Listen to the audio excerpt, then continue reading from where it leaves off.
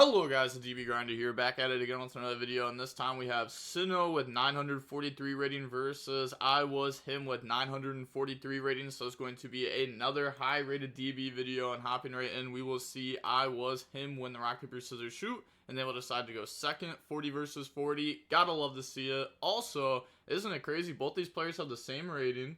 Both these players are playing 40 cards. But okay, we have Millennium Ankh, Called By, Obliterate, Super Poly, and then Sanjen wakes up from a Millennium. They have Widow Anchor, Sangen Kaiman, Called By, Chandra, and Upstart Goblin. Okay, so they are playing the Sky Striker version of Tenpai. We've seen people do this before, where you can put like the spells into your deck, and then obviously like these cards go in second, especially once you get 3 spells in graveyard. They have a lot of value, and you can play board breakers in the deck like Dark Hole, Raigeki. But they're going to activate the Sangen effect, and then effect, reveal, and they don't have to pay 2,000, so they can go ahead and just special summon out, and then go ahead and add the shield from the deck to the hand, and then we'll go activate shield effect, spell trap zone, effect, reveal, special, go ahead, grab out the Millennium Anki. I don't even know how to say this. Ankh? This just can't be a real word. They're going to go ahead and make Silhouette Rabbit. Then Rabbit effect, go ahead, set the Angel statue from the deck. And then we'll activate to go ahead and show, reveal, and then we're going to shuffle everything back that's not an Exodia monster or Millennium monsters. So we bring out the Unstoppable Exodia now. And then we will go set. They said, oh, question mark, said how can you use it? Yeah, they just have to reveal. They said, wait, no. Maybe they just need to read the card. It says you have to use levels who... No, that's not it. Yeah, it shuffles all of them back. Okay, yeah. So just going to go ahead and read it real quick. Which, I guess is probably a good time for me to read this card now over again. So it cannot be destroyed by opponent's card effects. Once per turn, if this card battles during damage calc, you can make this card attack equal to your life points. Once per turn, when a spell or trap card or effect is activated, quick effect, you can negate that activation. Once per turn during the end phase, you can set one Exodia or Obliterate spell or trap from your deck. And then during the standby phase, lose 1,000. And then the Obliterate that we set says you can target one monster on the field, send one forbidden monster from your hand or deck to the graveyard. If you do, return that target to the hand. If this card is sent from the spell and traps into the graveyard, you target one forbidden, one monster or Exodia in the graveyard, add to your hand. Okay, you can only use one effect of this once per turn. Okay, so we're going to go ahead, and they got all that cleared up. So just move to end phase. Doesn't set Called By the way. Maybe they want to discard that and keep this in hand. We're going to set the Exodia Fires of Rage. I don't even know what this card does. If you control a level 10 or higher Exodia monster, destroy all cards the opponent controls. If this card is in your graveyard except the turn that it was sent there, banish it. Then you can activate one of these effects. Add a forbidden monster from the deck or graveyard to the hand, or shuffle 5 pieces back from your graveyard or banishment into the deck. Okay, so pass. They draw Shark Cannon, and then they're just going to summon out Angel Statue right away. They're going to go Upstart Goblin, draw Sangen Kaiman. Actually, I don't think this was proper to do. If your opponent makes you go first, I feel like it's pretty safe to assume that it's Tenpai. And Tenpai has been playing, you know, a lot more Dark Hole, Raigekis, those type of cards. So I don't think flipping this early makes a whole lot of sense. They're going to go Sangen Kaiman to search for Pydra. Normal Pydra effect, go grab out Sangen Summoning. Okay, that is fine.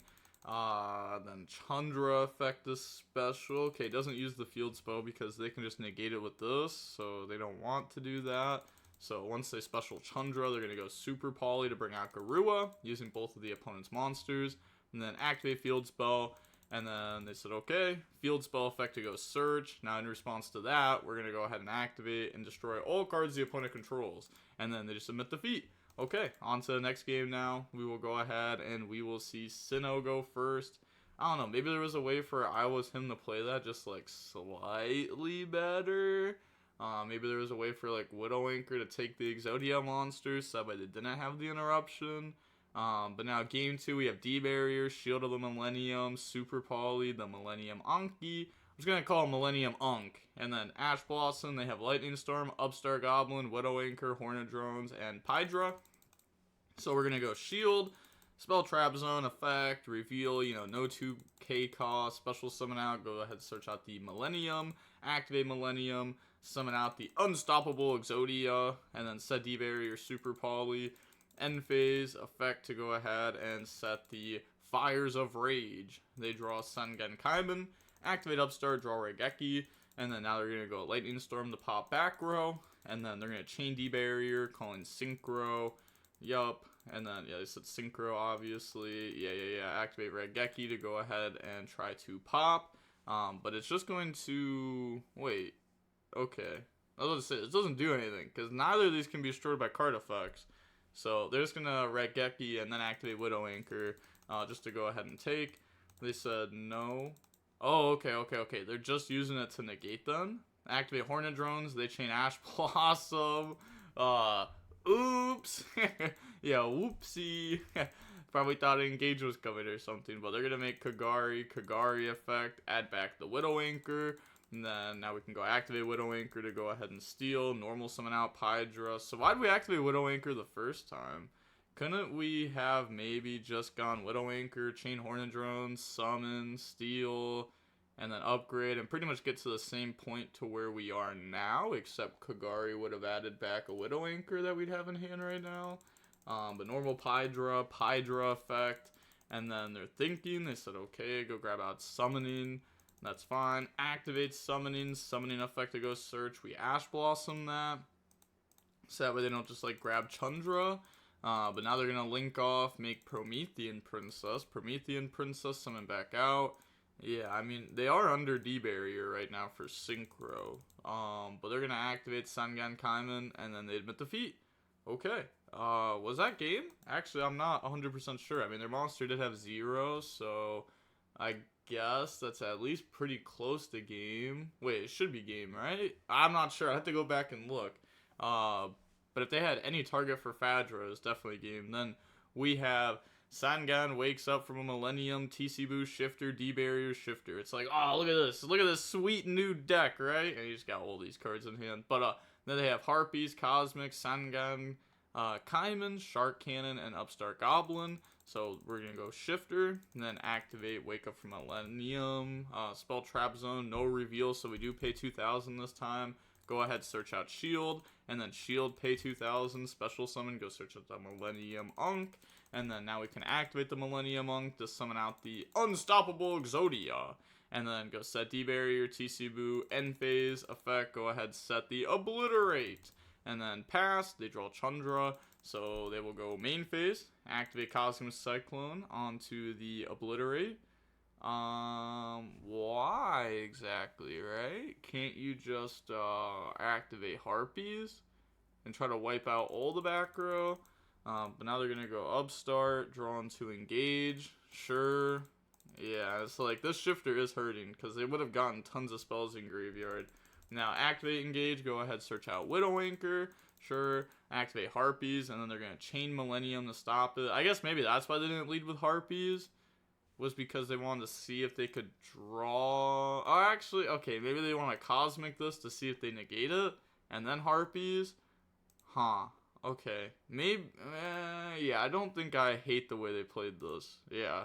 I think maybe I was a little too critical on it at the beginning, but Harpies, they chain the negate, they chain Widow Anchor, and then we chain D-Barrier, calling Synchro.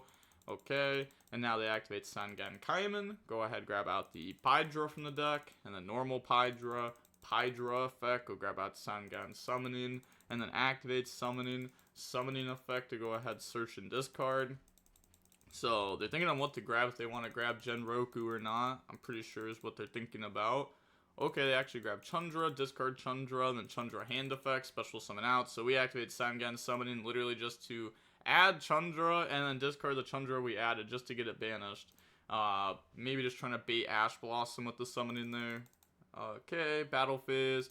We will go ahead and attack the Unstoppable Exodia, and then Chandra effect to special summon out Pydra, and then that attack will go through, and it was Widow Anchored, so it is just going to, like, you know, simply be beat over or anything. They're not going to be able to use the effect to make it gain life points, or gain attack equal to life points, and then go in the seal. Wait, that's on both players' turns, right? Yeah, it is. Okay. Just wanted to make sure. They're going to go ahead and make seal, pass, draw Pot of Prosperity, activate Pot of Prosperity to go ahead and look at the top 6 cards of our deck, And looking at the banishes, you know, we can see like Asa, Dark Charmer, Celine. But let's see, what do they hit off this? Also, it's kind of crazy how they haven't drawn like any Exodia piece yet either. We went over one of their replays before and they didn't do that either, but like these cards just seem so bad to draw. Like, what are you gonna do with a singular left leg of the Forbidden One in your hand, right? But okay, they look at the top 6, they're gonna grab the shield and then put the rest of the cards back to the bottom of the deck. Their life points are also getting pretty low.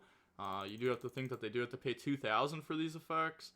And this is also, like, they're at 3,300, but that's also after an Upstart Goblin, too.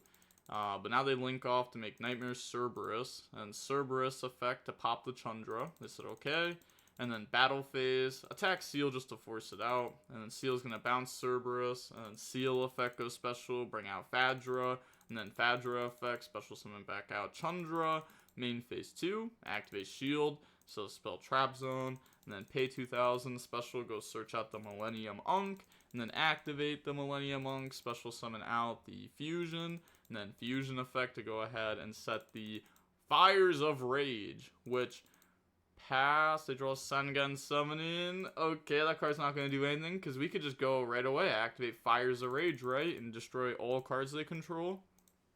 So now, this will make it to where they only have the field spell, and then they're going to go ahead and try to pass, and then end phase effect. It's not just during your end phase, during the end phase. We're going to go ahead and set the Obliterate Blaze. Okay, pay half your life points, destroy as many cards in the spell trap zone, then equip.